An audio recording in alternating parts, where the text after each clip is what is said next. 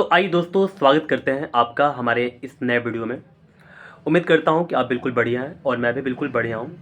तो class 9th के math का सॉल्यूशन मैं अपने चैनल पर अब डाल रहा हूं। अगर आप चाहते हैं कि बिल्कुल 100% अच्छे से मैथ को समझना, तो आप मेरे चैनल से जुड़े। आपको बिल्कुल बेनिफिट होगा, काफ़ी फ़ायदा होगा आपको, हर एक क्वेश्चन आपको समझ में आएगा। तो अब हम देखना ही स्टार्ट करेंगे चैप्टर फर्स्ट के जो भी क्वेश्चन है, ठीक है, उसको। तो चलिए अब हम देखना ही स्टार्ट करते हैं आगे के क्वेश्चन को। तो आइए दोस्तों, अब हम बढ़ते हैं प्रश्नावली 1.3 की ओर और इसमें देखेंगे क्वेश्चन नंबर 7। ठीक है, तो देखिएगा क्वेश्चन नंबर 7 बोला कि ऐसी 3 संख्याएं लिखिए जिसके दशमलव प्रसार अनवसानी अनावर्ती हो। तो हमको दशमलव प्रसार लिखना है, ठीक है, जो अनवसानी अनावर्ती हो। तो देखिएगा 3 ऐसी संख्या लिखना है मुझे, ठीक है। तो ये क्वेश्चन नंबर 7 है। तो पहला ऐसे मैं लिख दूंगा 0.400400 ऐसे करके हो जाएगा। ये पहला हो गया हमारे पास। दूसरा लिखेंगे तो कुछ भी लिख सकते हैं, जैसे 0.510 5100 ऐसे करके हो जाएगा, ठीक है। और भी हम लोग लिखना चाहते हैं तो 1.6110 6100 ऐसे करके हो जाएगा, ठीक है। तो चलिए देखिए, जो ही नहीं है कि आपका आंसर मैच करेगा, क्योंकि हम लोग कोई भी लिख सकते हैं संख्या को, ठीक है। एक ही या 2 या 3 ऐसे करके नहीं केवल हो सकता है, अनगिनत हो सकता है संख्या जो अनवसानी अनावर्ती होगा, ठीक है। तो उम्मीद करते हैं ये क्वेश्चन बिल्कुल आप अच्छे समझ गए होंगे, ठीक है। चलिए अब हम बढ़ते हैं क्वेश्चन नंबर 8 की ओर। तो देखिए क्वेश्चन नंबर 8 क्या बोला, परिमेय संख्या 5/7 और 9/11 के बीच 3 अलग अलग अपरिमेय संख्याएं ज्ञात कीजिए। तो चलिए इस क्वेश्चन को भी हम लोग सॉल्व करते हैं। तो 5 बटे हमारे पास क्या है, 5/7 दे दिया हुआ है और 9 बटे क्या दे दिया हुआ है, 11 दे दिया हुआ है, ठीक है। तो सबसे पहले हमारा काम क्या है, इसको डेसिमल में कन्वर्ट करना, यानी कि दशमलव में चेंज करना। तो चलिए अगर आप चाहते हैं तो अगर चाहें तो आप सामने भी कर सकते हैं थोड़ा सा हट करके, और नहीं तो चाहें तो आप रफ में भी कर सकते हैं। मेरे पास यहाँ पर जगह है, मैं सामने ही करूँगा, ठीक है। तो चलिए यहाँ पर मैं 5 को 7 से डिवाइड करूँगा। तो देखिए 5 छोटा है, 7 बड़ा है, तो इसके लिए मुझे 0 लगाना पड़ेगा और यहाँ पर 0 लगाने के बाद 0 पॉइंट आ जाएगा, 7 7 49 हो जाएगा और यहाँ पर 1 आ जाएगा, 7 एकम 7, तो 3 नीचे बच जाएगा, 7 चौका 28, ठीक है। और यहाँ पर 4 आ जाएगा। आपको करने ये सब आता होगा, ठीक है। ज़्यादा अंक तक नहीं लेंगे, बस 2 अंक तक काफ़ी है, लेकिन हमको 2 अंक लेने के लिए 3 अंक तक निकालना पड़ेगा, ठीक है। तो देखिए हमारे पास आ चुका कितना, 0.714। तो मैं लिख दूंगा 0.71 लिख दूंगा, ठीक है। 4 है यहाँ पर ना, तो जब 4 है तो देखिए 4 अगर है तो 5 से छोटा है, 5 से छोटा है, तो इसी के चलते अगर इसको हम लोग हटाएंगे इस डिजिट को, तो यहाँ पर हम लोग इसको बढ़ाएंगे नहीं, ठीक है। अगर 5 रहता या 5 से अधिक रहता तो मैं क्या करता, इसको बढ़ा देता, ठीक है। चलिए अब हम आगे बढ़ते हैं। यहाँ पर 9 बटे में 11 दे दिया हुआ है, तो 11 से 9 में भाग लगाएंगे। तो देखिए यहाँ पर 0 हो जाएगा, और 0 अगर लेंगे हम लोग तो यहाँ पर 0 पॉइंट लगा देंगे, और 11 8 88, तो यहाँ पर 8 आ जाएगा। 10 में से 8 गया 2 हुआ, यहाँ पर 9 में से 8 गया 1 हुआ, ठीक है। और देखिए 11 का टेबल ऐसा पढ़ेंगे ताकि 120 से कम आ जाए। तो 11 9 99, ये मैं कुछ गलती कर रहा हूँ क्या, 11 बटा 88, ओहो यहाँ पर कैंसिल हो जाएगा, ठीक है। यहाँ पर 20 हो चुका, तो 11 एकम 11 हो चुका। अब देखिए यहाँ पर 9 आ चुका है हमारे पास, तो 11 बटा 88 और इतना ही तक छोड़ देंगे, यहाँ पर 2 आ जाएगा नीचे में।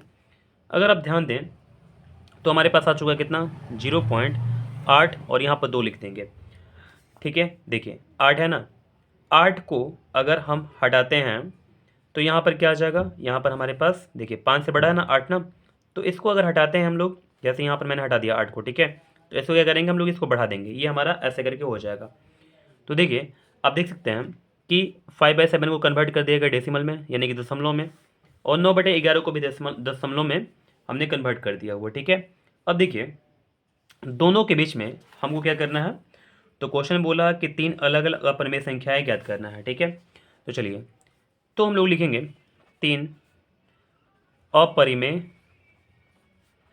संख्या बराबर, ठीक है, 3 अपरिमेय संख्या हमारे पास क्या क्या हो सकता है। तो देखिए, अगर हम लोग इसको दोनों के बीच में देखें तो यहाँ पर 7 1 है, यहाँ पर 8 2 है, तो ऐसे करके लिख देंगे हम लोग 0.72 ऐसे करके हो सकता है।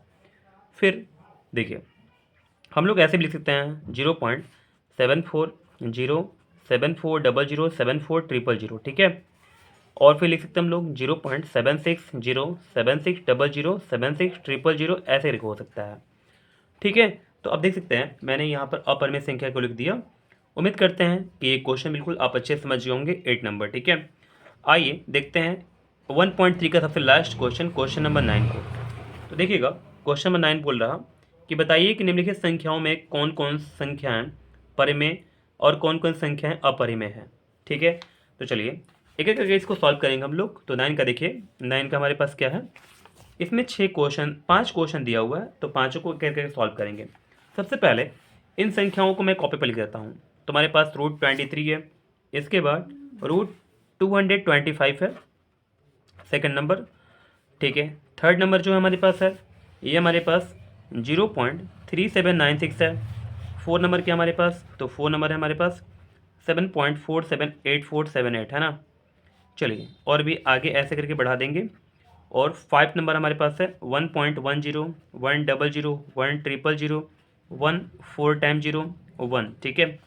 तो चलिए अब हम इसको सेलेक्ट करेंगे कि कौन सा हमारे पास परिमेय संख्या और कौन सा अपरिमेय है। देखिए, इसका एग्जैक्ट वैल्यू निकल कर नहीं आएगा, ठीक है। तो इसको हम लोग बोल देंगे कि हमारे पास परिमेय है, ठीक है। अगर 225 का हम लोग अगर वर्गमूल निकालते हैं तो हमारे पास कितना आ जाएगा, 15 आ जाएगा। 15 हमारे पास क्या है, ये एक परिमेय संख्या है, ठीक है। ओहो, मैंने गलती लिख दिया, ये अपरिमेय है √23। और हमारे पास ये वाला क्या है, 15 आ गया इसका मान, ये हमारे पास परिमेय हो गया, ठीक है।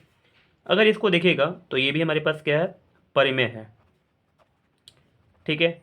क्योंकि देखिए यहाँ पर अगर 0.3796 लिखा हुआ और इसके बाद कुछ नहीं है ना, यानी कि ये बिल्कुल परफेक्ट है यहाँ पर, है ना। तो हम लोग इसको बोल देंगे कि ये क्या है, एक परिमेय संख्या है, ठीक है। और हम आगे बढ़ते हैं तो 7.478 यानी कि ये बार बार रिपीट कर रहा, 478 478 478 ऐसे करके रिपीट करेगा। तो रिपीटिंग वाली जो संख्या होती है, यानी कि बार वाली जो संख्या होती है, वो भी परिमेय होती है, ठीक है। आपको याद होगा ये अशांत होता है, ठीक है। चलिए अब इसको देखते हैं, ये बिल्कुल कोई भी बता सकता है कि ये अपरिमेय है, ठीक है। तो चलिए इसको अपरिमेय लिख देते हैं। आपको अगर नहीं पता है तो एक बार बता देते हैं। देखिए 1.10 1 00 1 000 1 4 टाइम 0 1 ऐसे करके अपरिमेय हमारे पास संख्या हो जाएगा, ठीक है। तो चलिए मैंने आपको सारे क्वेश्चंस का सॉल्यूशन आपको दे दिया हुआ है, ठीक है। उम्मीद करते हैं कि सारे क्वेश्चन आपको समझ में आ रहे होंगे। किसी प्रकार का कोई समस्या होने पर आप कमेंट करें मुझे। और बस आपसे एक ही रिक्वेस्ट है कि आप मेरे चैनल को अपने दोस्तों के साथ शेयर करें ताकि वो भी अच्छे से पढ़ पाएँ, ठीक है। तो चलिए मिलते हैं हम लोग अगले वीडियो में। आप